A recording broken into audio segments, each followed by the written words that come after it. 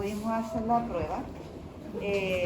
Quedamos con una clase desfasada, así que estaba pensando, para no atrasarnos, voy a hacer un video de la clase como decíamos de forma online, lo subo al aula virtual y después si ustedes tienen alguna duda o algo así, lo podemos resolver acá en clase. Entonces así no nos atrasamos.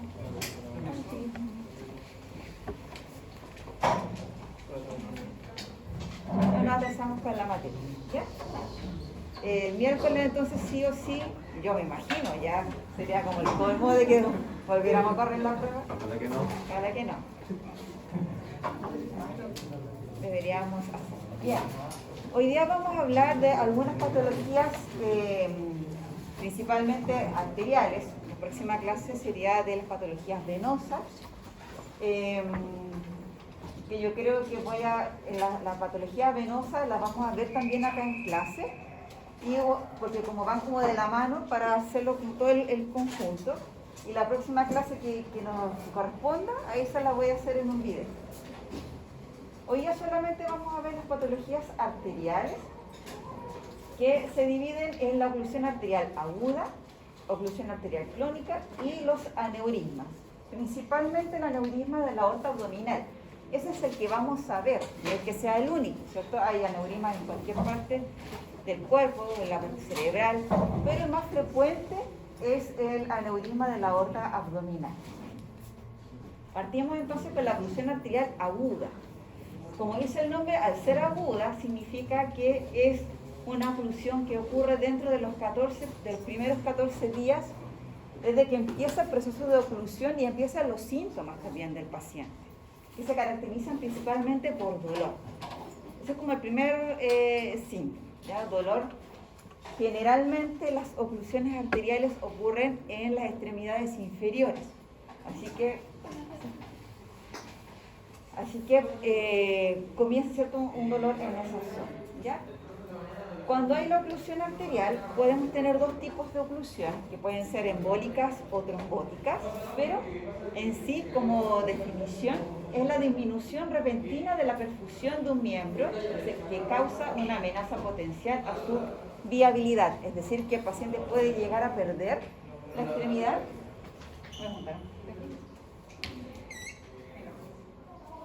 Puede llegar a perder la extremidad por la disminución de la irrigación en la zona, ¿ya? ¿Cuáles son algunos de los síntomas o características que podemos encontrar en la oclusión? Dolor en reposo, las úlceras isquémicas dice la gangrena, que la gangrena vendría siendo ya el punto final, cuando ya la oclusión, ¿cierto? La irrigación ha estado mucho tiempo el miembro sin que le llegue sangre y puede pasar a una gangrena, ya que es tejido necrótico, ¿cierto? Se pierde la zona ahí de la extremidad. El 80% de las oclusiones arteriales son a través de émbolos, ¿ya? En la mayor cantidad, la causa mayor de las oclusiones arteriales son por émbolos, pueden ser también por trombos y pueden ser por traumas, ¿ya? Pero, como les decía, la mayor causa va a ser la parte embólica. Creo que lo habíamos hablado en una clase, siempre yo les pregunto cuál es la diferencia entre el trombo y el émbolo, porque es importante saberlo. ¿Alguien sabe cuál es la diferencia? La diferencia entre un trombo y un émbolo es que un trombo es una placa de ateroma o ya sea un tejido cicatrizal que está pegado a la arteria, y el émbolo es cuando esta placa de ateroma o este coágulo que está ahí pegado a la arteria se desprende, y eso es un émbolo que básicamente viaja por el torrente sanguíneo hacia alguna parte, ya sea los pulmones, el corazón, el cerebro. Bien. ¿El compañero que había levantado la mano quiere agregar algo más a lo que dijo su compañero? ¿O está bien? Está bien, ya. Como dice Eduardo, es exacto, o sea, no necesariamente tiene que ser una placa de ateroma que se suelta y viaja por el torrente sanguíneo. Puede ser cualquier cosa, puede ser un coágulo, puede ser una burbuja de aire, puede ser un material, algo que está en la sangre, que entró por un trauma, por ejemplo, entra una piedrita, un trozo de vidrio, cualquier cosa, ¿cierto?, del accidente, al torrente sanguíneo, a la parte arterial, que puede generar, ¿cierto?, ya pasa a ser un émbolo, si es que ocluye alguna arteria. Bien, eso es importante. Dentro de vamos a hablar, ¿cierto?, de la embolia arterial. El 80% de los émbolos es de origen cardíaco. ¿Qué se refiere con origen cardíaco? Que se forman, ¿cierto?, en el corazón, producto, puede ser de una falla ventricular, de un infarto, que se generaron, en el infarto, ¿cierto?, se generan como coágulos en la zona cardíaca, y esos coágulos se pueden soltar y viajar por el torrente sanguíneo, por las arterias principalmente. Estamos hablando, ¿cierto?, de la parte arterial. Y estos émbolos viajan hasta las extremidades inferiores, también a las extremidades superiores, pero principalmente es más fácil encontrarlos en las extremidades inferiores. ¿Ya? Vemos acá fuentes embolinígenas, trombos, ¿cierto?, de ventrículo izquierdo después de un infarto, trombos auriculares, ¿ya? Y el 20% restante pueden ser de origen, como mencionaba Eduardo, por una placa de ateroma, ¿cierto?, o por algún tipo de aneurisma que se puede disecar, se puede fisurar, no romper completamente, puede tener como una pequeña hendidura, y eso genera una coagulación en el aneurisma, y ese mismo coágulo, ¿cierto?, se puede liberar y generar una embolia arterial. Vemos acá en este dibujito como pensando en el 80%, ¿cierto?, de los émbolos que salen del corazón. Si nosotros nos imaginamos acá ventrículo izquierdo, porque estamos hablando, ¿cierto?, de la parte arterial, salen de la aorta y de ahí viajan. Pueden irse al cerebro, pueden irse hacia la extremidad superior o hacia la extremidad inferior. Para llegar a la extremidad inferior, ¿cierto?, tienen que tomar la arteria aorta abdominal, donde llegan acá, está la bifurcación, ¿cierto?, que da con las ilíacas primitivas, que luego se dividen, ¿cierto?, en ilíaca interna y externa, y después, ¿cierto?, la ilíaca externa se va a dividir o se va a cambiar, ¿cierto?, de nombre como la femoral común. Y ahí quería llegar, que la femoral común es una de las que tienen mayor frecuencia en la parte embólica arterial. Es decir, el émbolo viaja tranquilo, todo ese recorrido, ¿cierto?, que les dije, sale de la aorta, pasa por la aorta abdominal, sigue, y cuando ya se empieza a estrechar el lumen, porque la arteria acá empiezan a ser un poco más delgadas, ahí queda, ¿cierto?, y se pone el taponamiento. ¿Cuál es lo peligroso de este problema, ¿cierto?, y que quedan ahí en la arteria femoral? Que desde ahí hacia abajo no va a llegar irrigación. Ya empiezan los problemas, empieza el dolor, empieza ese mismo dolor, lleva al paciente a una claudicación, ¿cierto?, una cojera, que empieza como a hacerle el quite porque le duele la pierna, empiezan cambios de coloración y vamos a ver todos los síntomas que se tienen. Pero lo más grave es que el paciente puede perder la extremidad. Entre más tiempo se mantenga ese coágulo ahí, o ese émbolo, y haya una disminución del flujo, más consecuencias esto va a tener el paciente. Y acá vemos la frecuencia, arteria femoral, en el brazo, en la arteria aortoiliaca, la arteria poplitea. En la parte cerebral se fija en un porcentaje mucho menor, pero igual ocurre, también pasa, cuando un émbolo se va a la parte cerebral, ¿cómo se llama eso? Enfermedad cerebrovascular. Isquemia cerebral. Puede ser una isquemia cerebral, un accidente cerebrovascular, ¿cierto? Isquémico. Cuando un émbolo se vaya, porque tenemos los isquémicos y los hemorrágicos, ¿cierto? El hemorrágico es que uno lo conoce como el derrame cerebral, ¿cierto?, con palabras más simples. Y está el isquémico, que es por un émbolo. Pero es un porcentaje menor, igual que en las vísceras. Vemos ahora la otra causa, la trombosis arterial. La trombosis arterial es menos peligrosa que la embolia arterial, ¿cierto? La embolia arterial generalmente es aguda. El paciente puede estar tranquilo, ¿cierto?, y el émbolo se suelta, viaja y tapona la arteria. En cambio, con la trombosis puede ser algo paulatino, puede ser, como explicaba el compañero, por una placa de ateroma que va disminuyendo gradualmente el flujo sanguíneo hacia la extremidad. Por lo tanto, va, ¿cierto?, de a poco disminuyendo el flujo y generando, ¿cierto?, los síntomas. Pero igual sigue siendo peligroso. Claro que si lo comparamos con la embolia es mucho más peligrosa que la trombosis.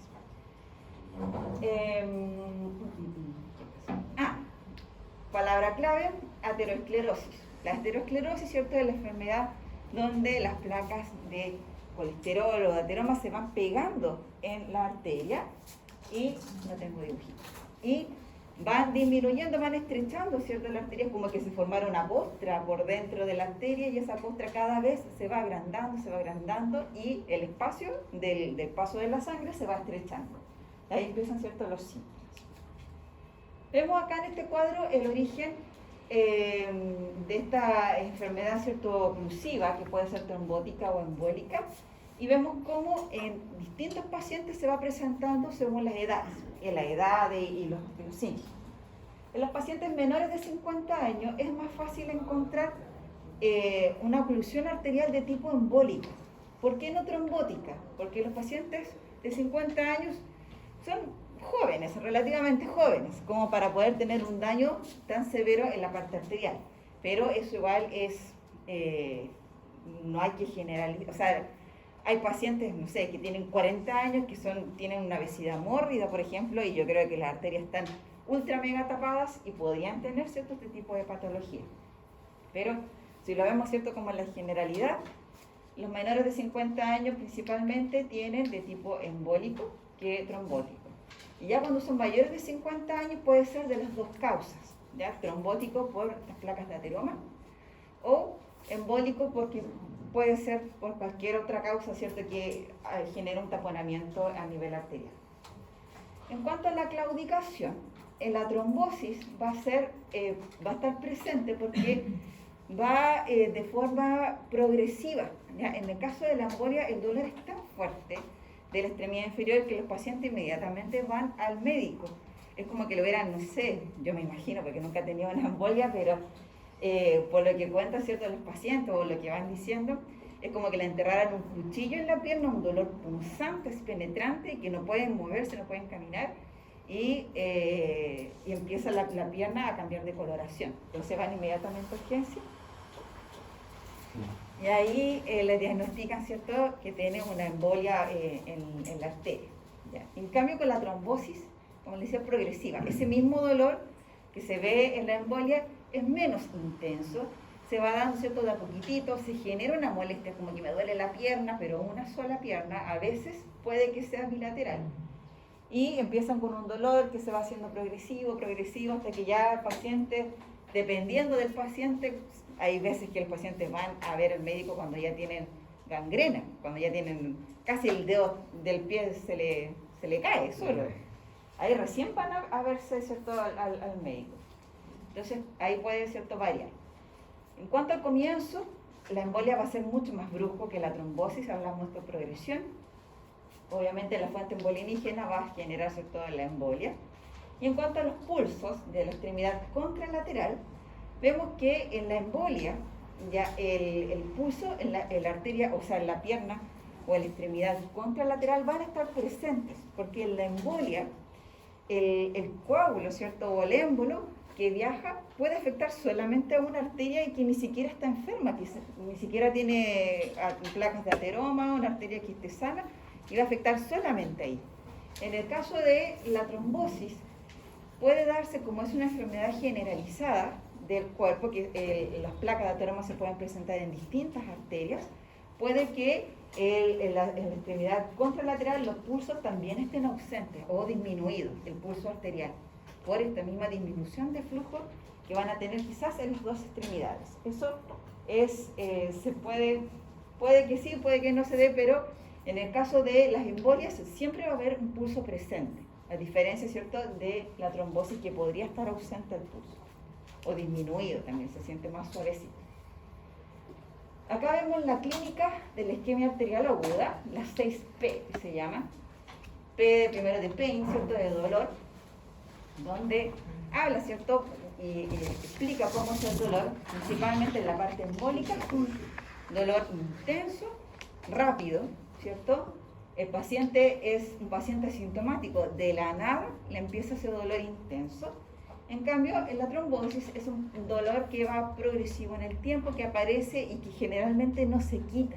Es un dolor que está ahí, que cada vez empieza a aumentar más, y por eso los pacientes que tienen una oclusión arterial crónica o ya, ¿cierto?, asociada a la parte trombótica, tienen claudicación presente. llegan a la claudicación intermitente. Los pulsos, va a haber un déficit de pulsos, sobre todo en la parte trombótica, siempre hay que examinar la extremidad contralateral.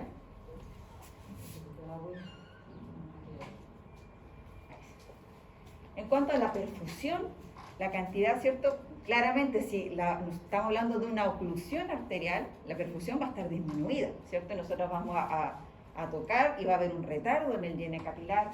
Vamos a examinar la parte de la temperatura. Si yo tengo poca cantidad de sangre que llega a la extremidad, voy a tener una temperatura baja, ¿cierto? El color va a ser más pálido porque tampoco va a estar llegando tanta sangre. Y se puede incluso evaluar en contralateral, ¿cierto? Y cuando es un émbolo, la pierna contralateral va a estar normal, no debería tener ningún tipo de anormalidad en cuanto a la perfusión. Pero si es un caso trombótico, la pierna, ¿cierto?, contralateral podría tener también signos, quizás en menor cantidad o quizás generalmente en menor cantidad porque nunca se dan las dos piernas así con una oclusión inmediata, ¿ya? Pero quizás la otra pierna ya está empezando, ¿cierto?, a ocluirse la arteria. En el caso de la parestesia, asociado, ¿cierto?, a la disminución de la cantidad de sangre, como no va a tener buena irrigación, la parte nerviosa tampoco va a poder tener, ¿cierto?, una buena irrigación, que también debería tener, ¿cierto? Y comienza esta isquemia temprana, ¿cierto?, con déficits sensitivos y también podría presentar déficits motores, ¿ya?, por el mismo, ¿cierto?, incapacidad del llene sanguíneo. La parálisis se da principalmente en una isquemia tardía. Primero parte con una parestesia y que podría llegar, como decía, a un déficit motor, una parálisis muscular. Y presentan también lo que es la poiquilotermia, que es la incapacidad que tiene el cuerpo para poder regular la temperatura. Por ejemplo, si yo pongo esa extremidad en una tina con agua fría o con agua caliente, normalmente nosotros salimos, ¿cierto?, de la tina y después al tiempito la piel ya está con temperatura ambiente, normal. Poco tiempo, no se demora mucho, ¿cierto? Pero en estas personas cuesta que cambie y que se adapte a la temperatura normal o la deficiencia sanguínea. Vemos acá en cuanto a la isquemia aguda, tenemos el síndrome de los pies azules. Fíjense acá en los pies cómo se encuentra, ¿cierto?, la zona distal de los pies con esta cianosis, ¿cierto?, isquemia en las arterias digitales que están acá y que generalmente empieza siempre en la parte más distal y de ahí empieza a bajar y se empieza a poner los pies de color azul, ¿cierto?, más hacia la zona proximal. Parte siempre a nivel distal. ¿Y esa coloración media rojiza que está más hacia abajo es normal? ¿O es color ¿Esto que se ve acá? Sí, eso es normal. ¿O está rojo? No podría decirte porque no sé cómo es el color de la piel de la persona. Por la imagen, acá lo que se nota la diferencia, como claro, solamente el color azul, pero puede que tenga los pies rojos.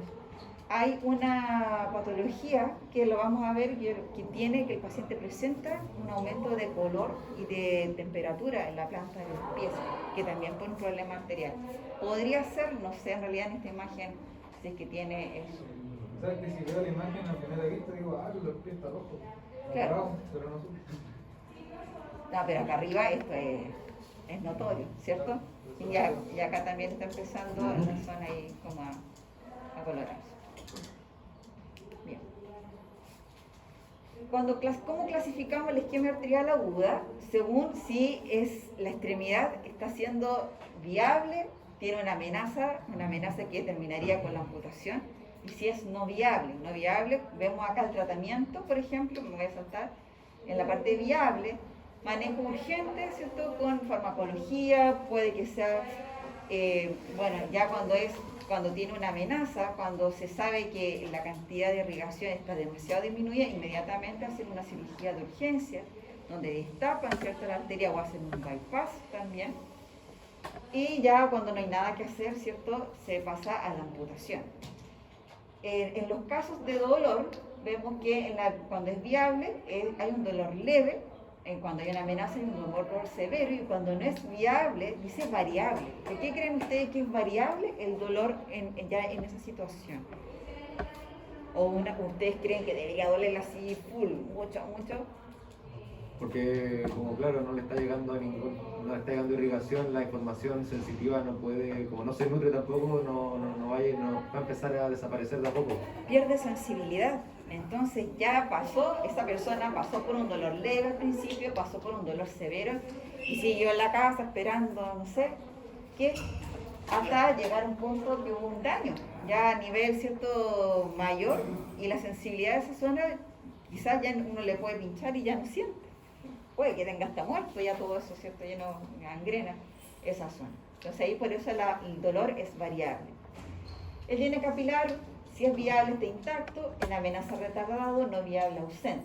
Déficit motor y sensitivo, en el viable, ¿cierto? No hay déficit motor ni sensitivo; cuando hay amenaza está parcial, y cuando no es viable, completo. No tiene ni sensibilidad, ni motricidad, ni movimiento.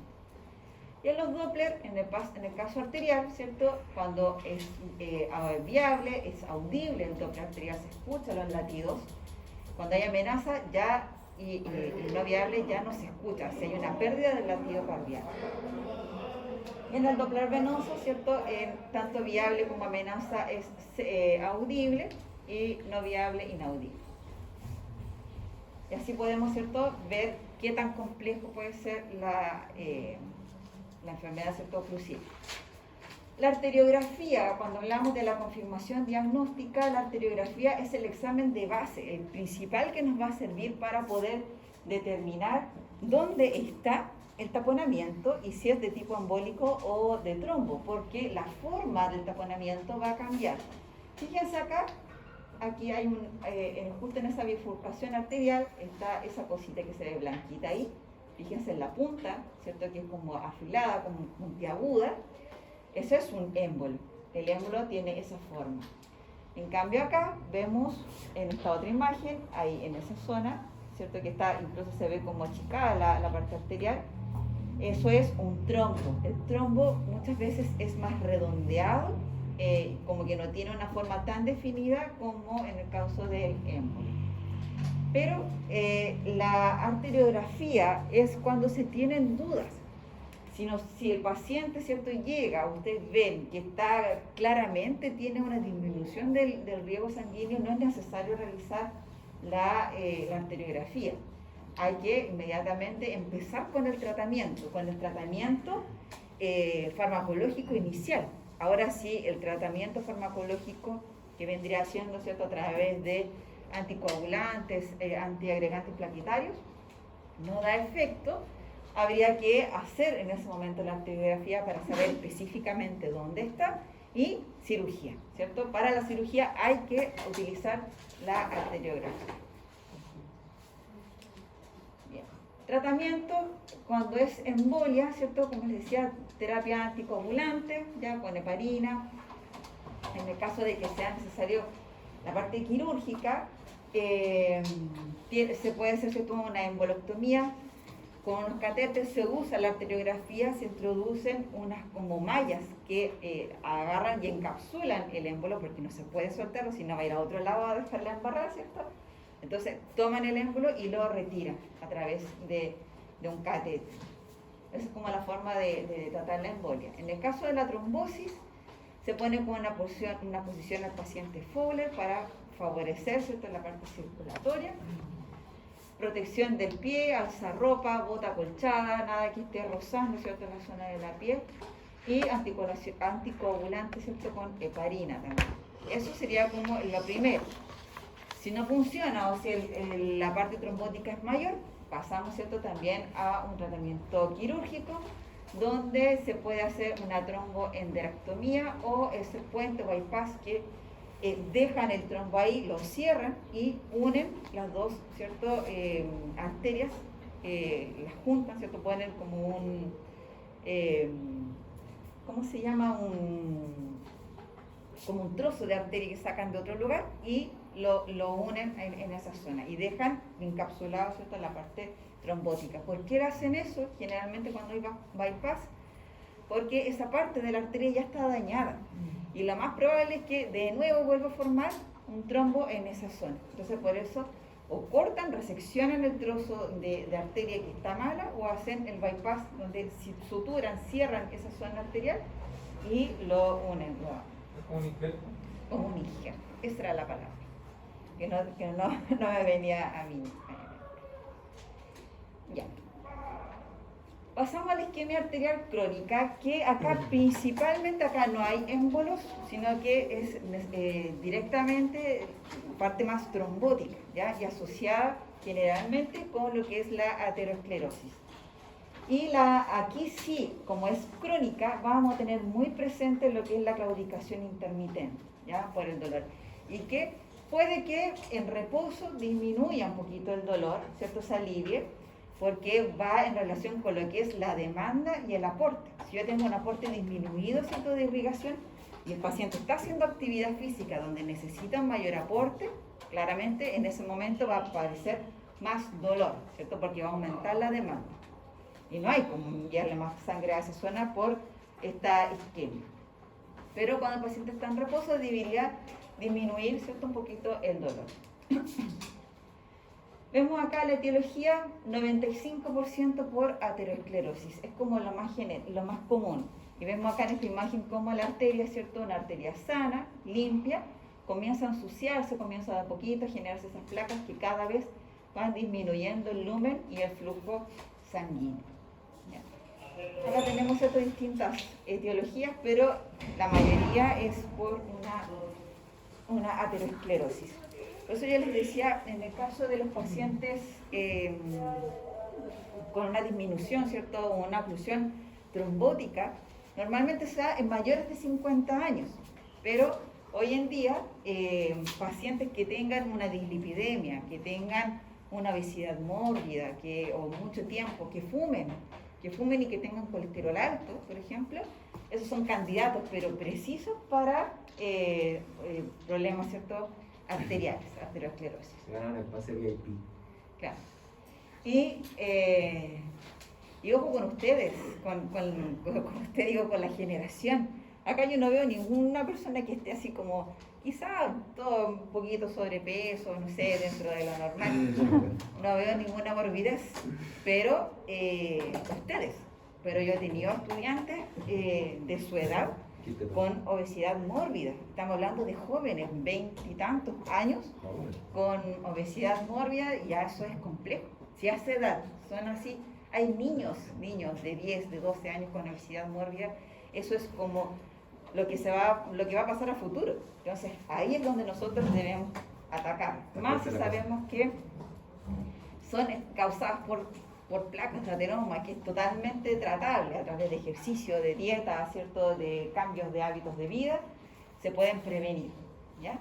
Acá vemos los factores de riesgo: hiperlipidemia, hipertensión arterial, diabetes, tabaco, obesidad, ¿cierto? Todo lo que tapa las arterias. Y uno lo ve en la tele, muestran, ¿cierto?, la reclame, no sé, ahora no sé, porque ahora casi no veo tele, porque mi hijo ve puros monos. Pero antes, ¿cierto?, uno veía las noticias o los reclames, cosas así, que salían de las arterias, los infartos, el cigarro. Creo que ahora ya no hacen como tanta publicidad. No, ya no. Entonces ahora viene nosotros, cumplimos el papel, ¿cierto?, de educar al paciente. Luego en la clínica tiene una etapa sintomática, que es cuando solamente hay una pequeña disminución del flujo de sangre, ¿cierto?, que puede presentar algún grado de molestia, como dice acá, pero no alcanza a generarle una claudicación al paciente. Solamente siente como algún tipo de molestia, ¿cierto?, de malestar en las extremidades inferiores. Igual aquí, generalmente se da en las extremidades inferiores. ¿Puede pasar en los brazos? Sí, puede pasar, pero se da más en la extremidad inferior. Y es más complejo. O sea, perder cualquier extremidad del cuerpo es complejo. Pero si yo pierdo una pierna, me va a limitar quizás más en lo que es la movilización, el desplazamiento, que si yo pierdo una mano, por ejemplo. Tengo la otra, puedo realizar ciertas actividades, pero las extremidades inferiores son más limitantes, una pérdida de extremidades inferiores es más limitante para el paciente. Tenemos, acá se presentan en enfermedades asociadas, cuando hay patologías cardíacas, pulmonares, y podría obtener síntomas atípicos que correspondería, ¿cierto?, a una neuropatía isquémica. En cuanto a la claudicación intermitente, se da, ¿cierto?, un dolor que comienza de forma no tan intensa y que va aumentando en intensidad a medida que va pasando el tiempo, siempre y cuando el paciente no haga ningún tipo de tratamiento. Si el paciente está con tratamiento, cambia hábitos de vida, el dolor debería disminuir, ¿ya? Pero generalmente eso no ocurre. Tiene un curso lento, usualmente benigno, ¿cierto? Porque la claudicación en sí es una alerta, un síntoma, ¿cierto? Que nos está advirtiendo de que algo está pasando ahí. Y que eso es lo que en general hace ir al paciente al médico para que lo revise. Y finalmente tenemos la isquemia crítica, donde hay dolor incluso en reposo en el paciente. Normalmente la claudicación se da cuando aumenta la demanda, pero acá, ¿cierto?, la isquemia crítica, ya el paciente en reposo tiene dolor, ¿ya? Puede haber pérdida tisular, ya podemos encontrar gangrenas, úlceras, ¿cierto?, en las zonas de las extremidades. Acá dice confirmar siempre con la determinación ITB, que es el índice brazo-tobillo o tobillo-brazo, que se toma la presión en el tobillo y en el brazo y se compara la presión sistólica. Ya, normalmente va a haber una diferencia, si hay una isquemia crítica en la extremidad inferior, va a haber una diferencia muy notoria, ¿cierto?, con la presión que se toma en el brazo. Ese es el ITB, índice tobillo-brazo. Y la isquemia crítica obviamente es más peligrosa y puede perder hasta la extremidad del paciente. Vemos acá donde se da principalmente, el 50% se va a presentar en los 2/3 proximales de la pantorrilla, con una afección en la arteria femoral superficial y también con 1/3 inferior de la pantorrilla con la arteria poplitea. Eso es como lo más común que está ahí en el muslo, también eso dentro del 50%, la arteria arteriaca con la femoral común. Son las zonas que más se van a ver afectadas cuando va a tener una mayor disminución de flujo de sangre, y va a ser, ¿cierto?, la zona muscular que va a estar más afectada. Muslo, en el muslo tenemos los grandes grupos musculares, ¿cierto?, cuádriceps, tenemos en la parte posterior también los isquiotibiales, es una masa muscular bastante grande que necesita una buena irrigación. Y eso claramente, si no la tiene, va a generar esta claudicación, la cojera, el dolor, ¿cierto?, que va a presentar el paciente. Y vemos el 25% en nalgas y caderas, y acá, ¿cierto?, en la parte del pie, que es un menor porcentaje, pero que también se puede presentar en esas zonas.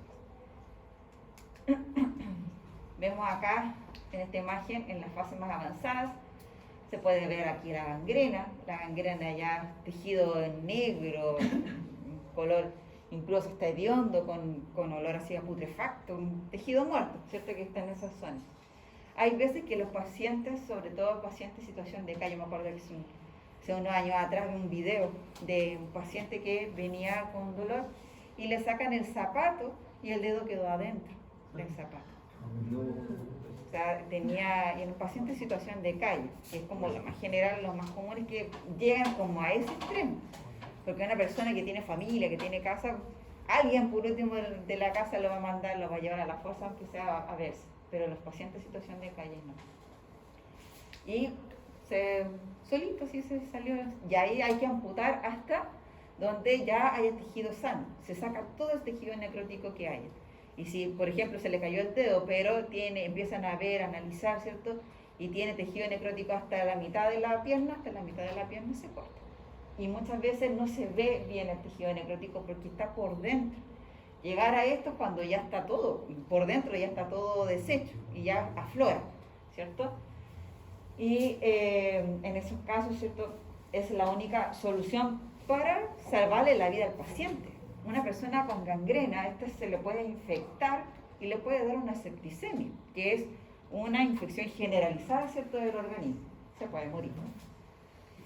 Y acá vemos las úlceras que no sanan, que son heridas que a pesar de la cicatrización, a pesar de las curaciones, no tienen un buen avance. Es lo que le pasa, por ejemplo, a los diabéticos, ¿cierto?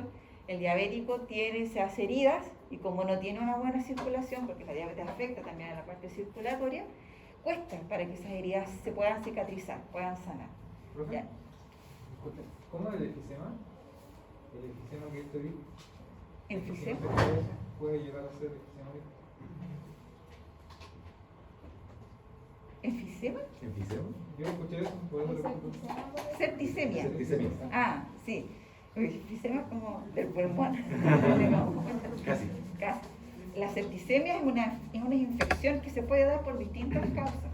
Que, por ejemplo, tú tienes una infección localizada en la piel, pero cuando esa infección pasa a la sangre, eso se va por todo el organismo. Entonces todo tu cuerpo se infecta. Y si no se trata rápidamente, la persona muere. Sí, rápido, si no es como que haya que esperar mucho tiempo.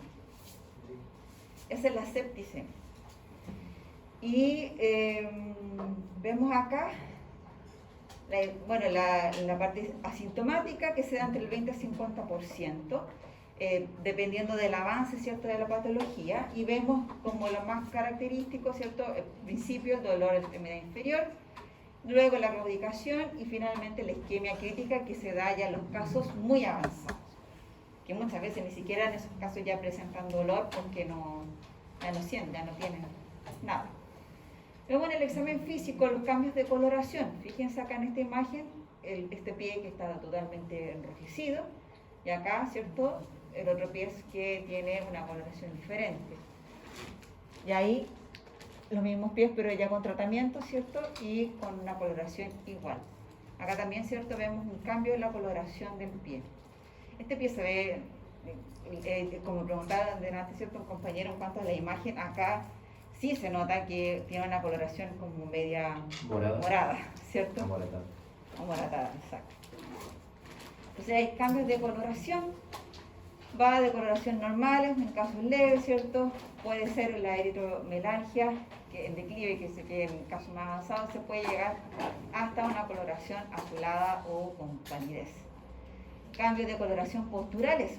Si nosotros, ¿cierto?, cambiamos la posición del pie, puede cambiar también la coloración.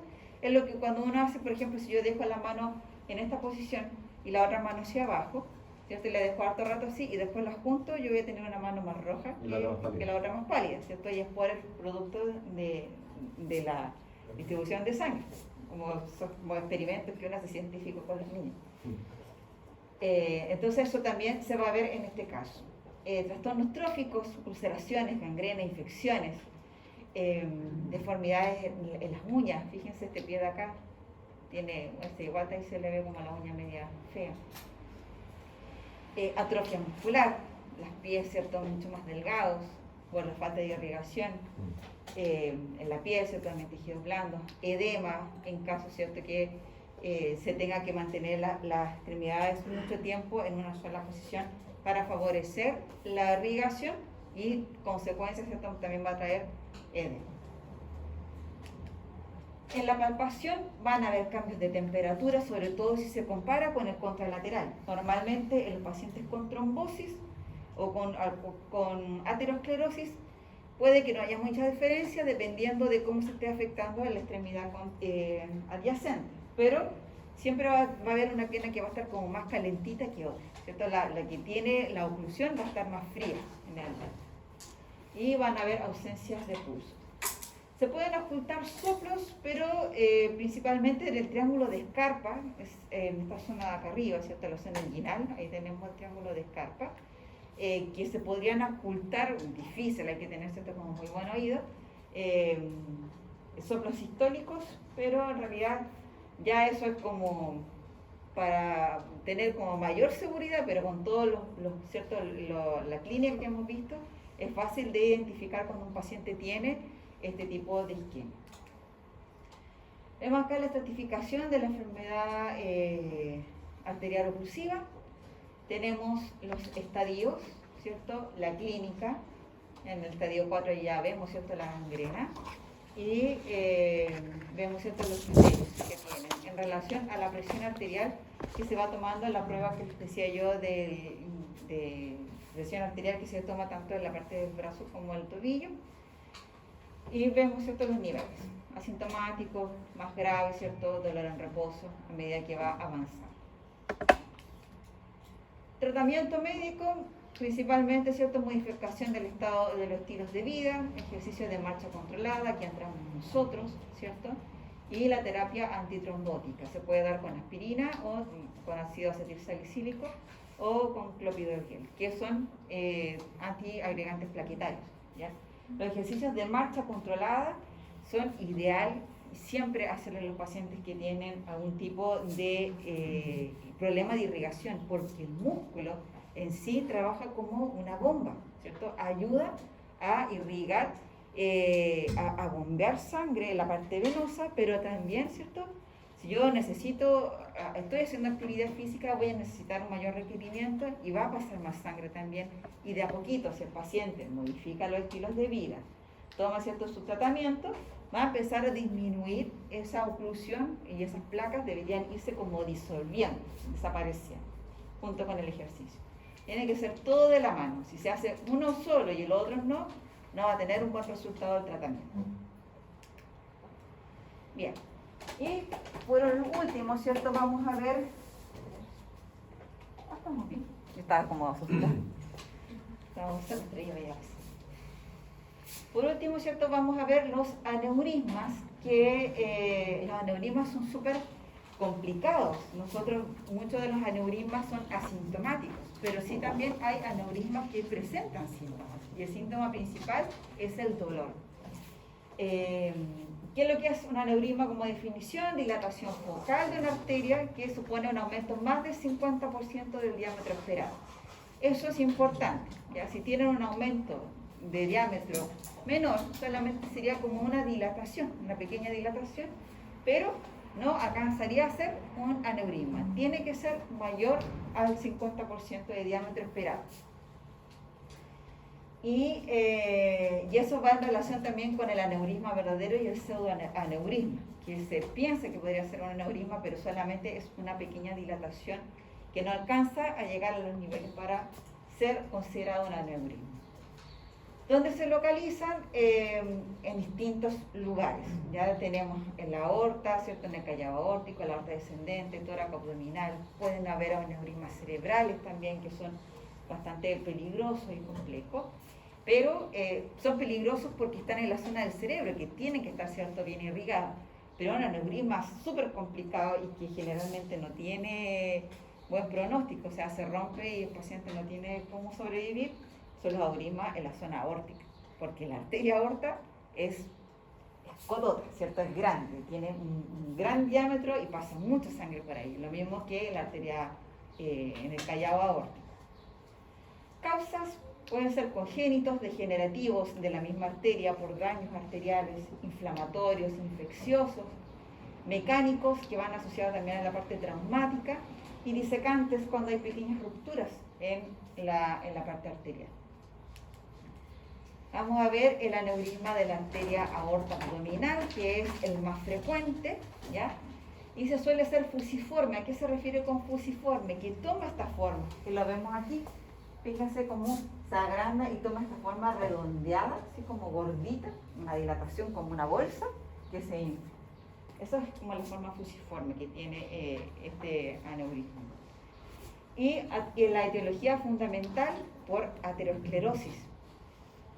Y eso es súper complejo en este caso, y da como rabia, ¿cierto?, que a un paciente le pueda dar un aneurisma así de complicado por una aterosclerosis, ¿cierto?, por una acumulación de placas de ateroma en la parte arterial. Se ubican principalmente, el 75% de estos aneurismas se encuentran infrarrenales, es decir, debajo de la arteria renal, como vemos acá en la imagen. Ahí está la arteria renal, ¿cierto?, la aorta descendente, ¿cierto?, abdominal, y en esta zona tenemos ahí el aneurisma. Ahí lo vemos, ¿cierto?, infrarrenal, y acá también tenemos zona, ¿cierto?, de aneurisma donde está la arteria aorta primitiva, ¿cierto?, o la ilíaca común, también se pueden generar en esa zona. Los factores de riesgo, principalmente, número 1, la aterosclerosis, pero también tenemos el tabaco, que el tabaco va de la mano con la aterosclerosis. Acá todo va como relacionado. El tabaco, la diabetes, La dislipidemia, lo hablamos en la primera clase, ¿cierto? Que son factores de riesgo que hay que eliminarlos y que nosotros podemos atacar esa parte, ¿cierto?, en los pacientes. Sexo masculino, nada que hacer, ahí no se puede modificar eso, ¿cierto? Edad avanzada, los pacientes caucásicos tienen un poquito más de factor, ¿cierto?, de presentar este tipo de aneurisma, historia familiar, que parientes hayan tenido cierto aneurisma, y bueno, eso es como los principales factores de riesgo. El que haya tenido quizá algún otro aneurisma en otra zona, puede que pueda tener algún tipo, o sea, presentar aneurisma en la aorta abdominal.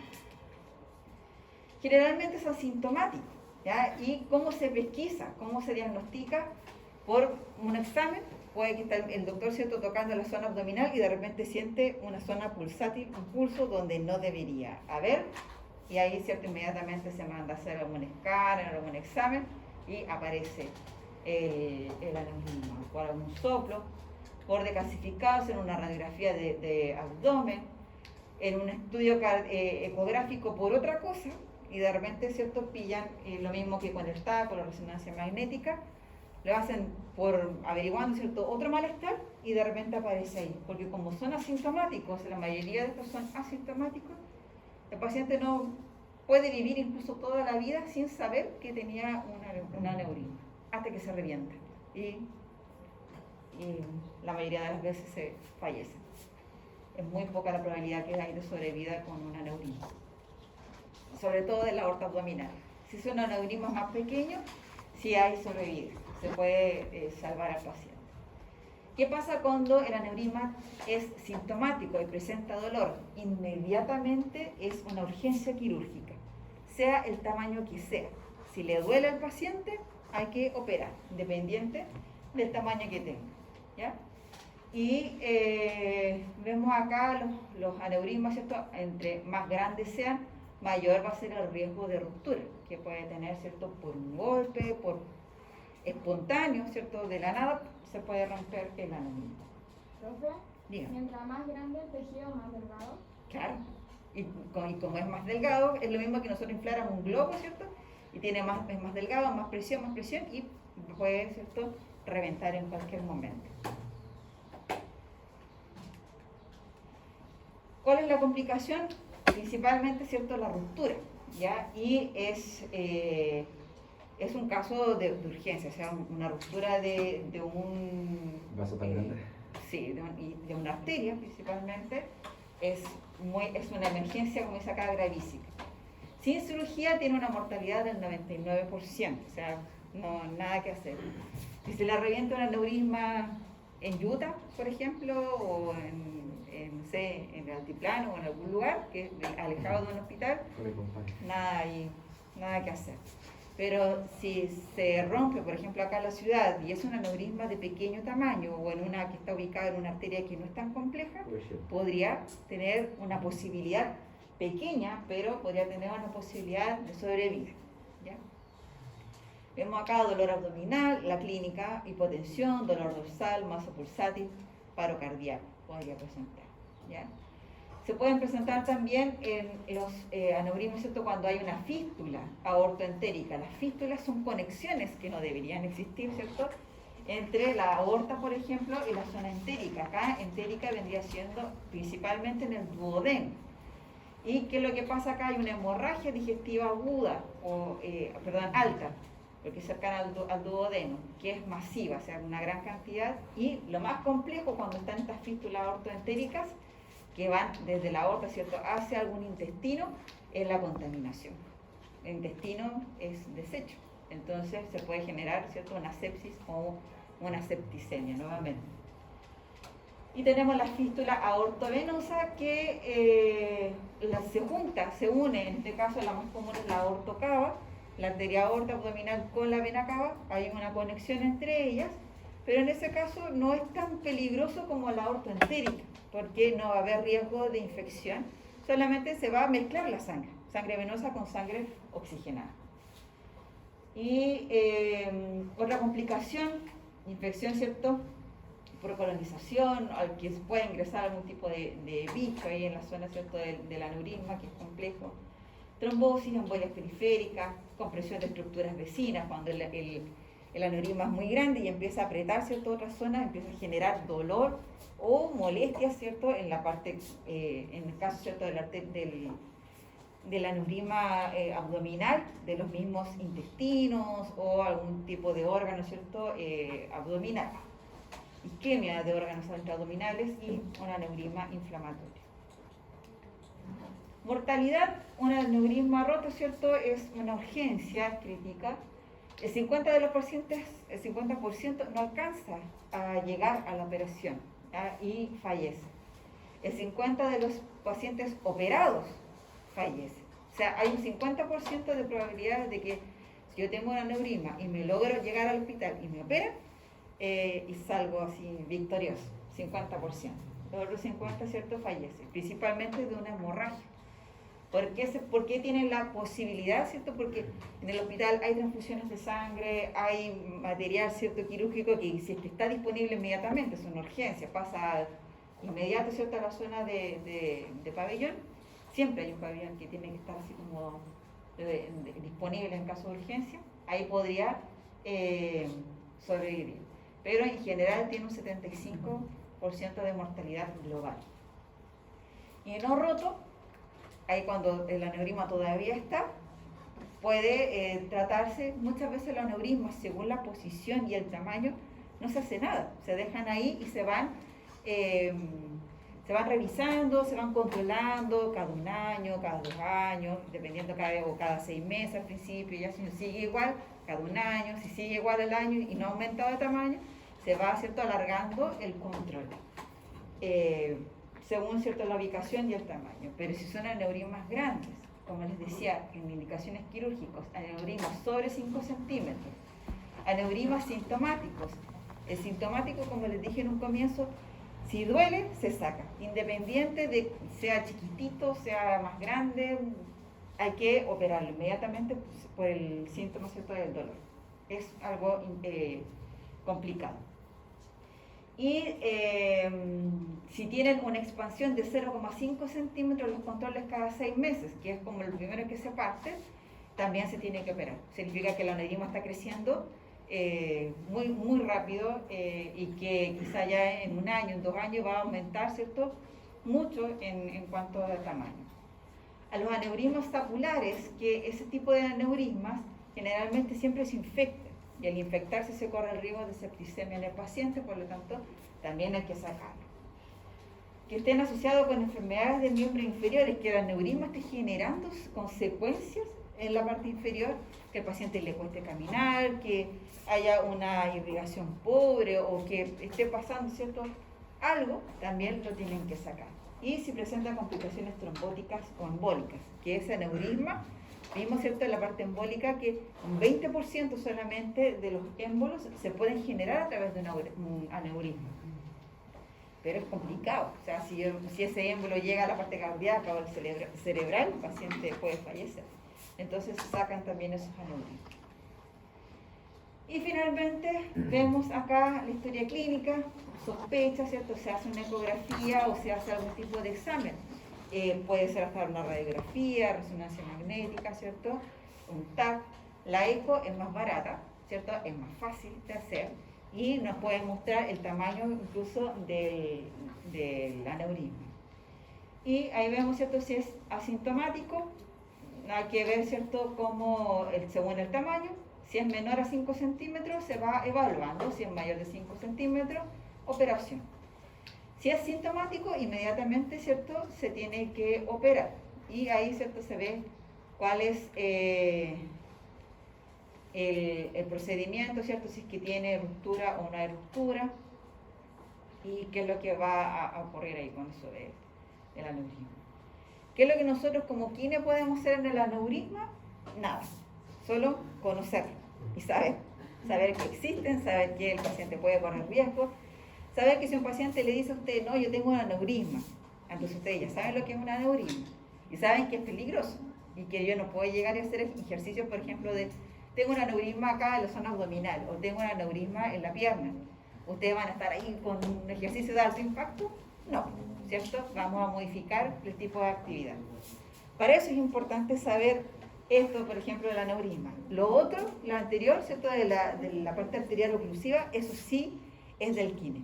El kine trabaja en la parte preventiva y también en la parte, en los pacientes. Ustedes quizás alguna vez le van a llegar pacientes con una isquemia, con una enfermedad arterial oclusiva, van a ver piernas que están quizás muy complicadas, y uno dice, pero es que eso es como tratamiento de enfermería, de limpiarle las heridas, esas cosas. No, eso no lo tenemos que hacer nosotros. ¿Qué es lo que tenemos que hacer?